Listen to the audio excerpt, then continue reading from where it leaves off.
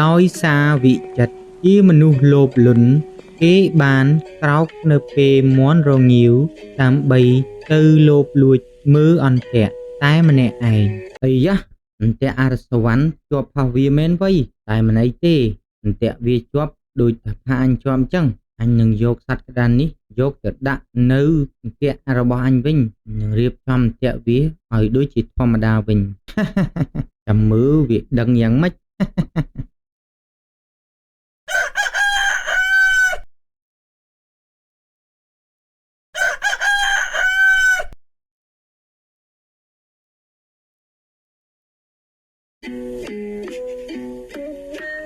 ព្រឹកឡើងសុវណ្ណក្រោកពីគេងដោយទឹកមុខសប្បាយចិត្តព្រោះអីគេគិតថាអន្ទាក់របស់គេប្រកាសជាជាប់ហើយគេបានដើរសំដៅទៅផ្ទះរបស់វិចិត្រ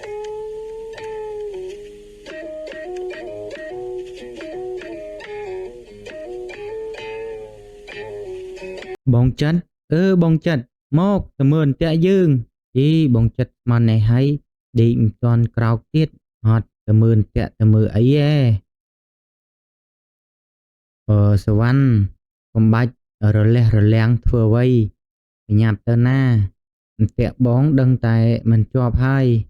តែបើអន្ទាក់របស់សវណ្ណបងមិនដឹងដែរតាអញ្ចឹងយើងទៅតា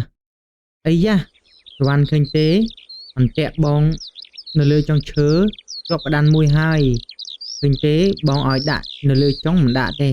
ឡូវឃើញអត់អន្ទាក់បងជាប់ដានចំណែកអន្ទាក់សវណ្ណឯង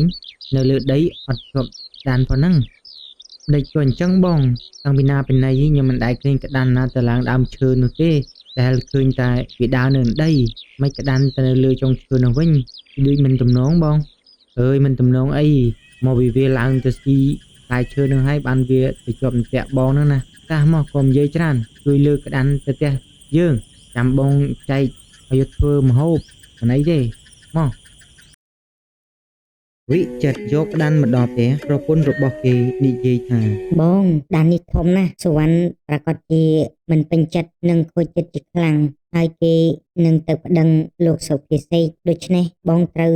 ទៅឲ្យបានមុនសុវណ្ណបងត្រូវយកសាច់ក្តានខ្លះយកទៅជូនគាត់ដើម្បីឲ្យគាត់ការពារក្តីឲ្យយើងកុំឲ្យយើងខ្មាស់គេឯចៅ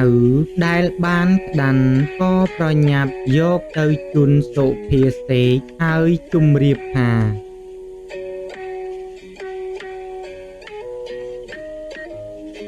ខ្ញុំហើយនឹងចៅមួយនោះទៅដាក់អន្ទាក់ផងគ្នាខ្ញុំដាក់នៅចុង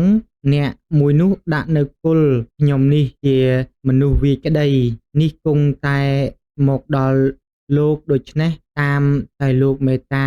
រកសេចក្តីយ៉ាងណាឲ្យតែក្តីខ្ញុំនេះវាចោះខ្ញុំនឹងដឹងគុណលោកនៅថ្ងៃខាងមុខសុភាសេកបានសាច់ក្តាន់ហើយឆ្លើយថា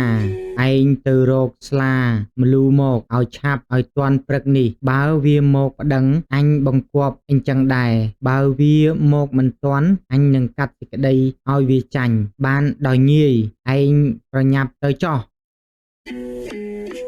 ឯអ្នកដែលដាក់អន្ទាក់លើគល់ឈើ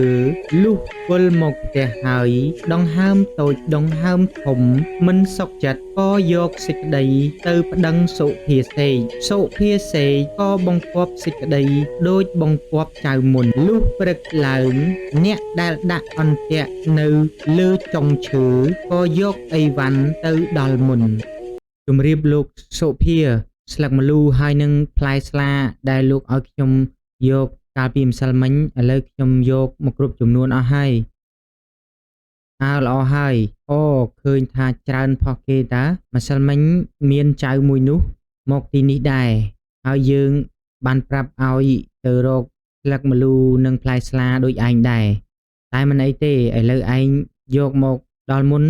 យើងនឹងកាត់ក្តីឲ្យឯងឈ្នះមិនអីទេទុកចិត្តលើយើងចោះឯអ្នកដែលដាក់អន្ទាក់នៅដី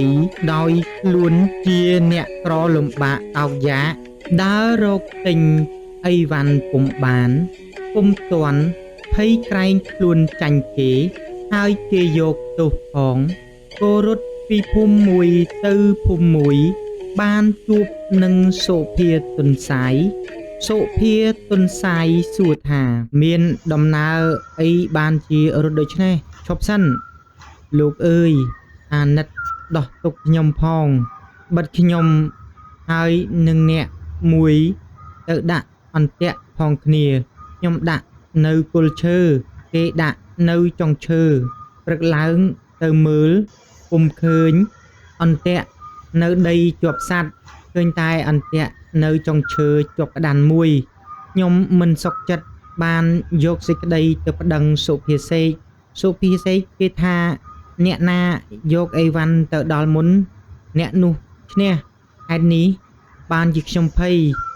ឥឡូវគេទៅដល់មុនខ្ញុំហើយដូច្នេះតាមតែលោកអាណិតខ្ញុំផងចុះណាស់ហើយកុំភ័យ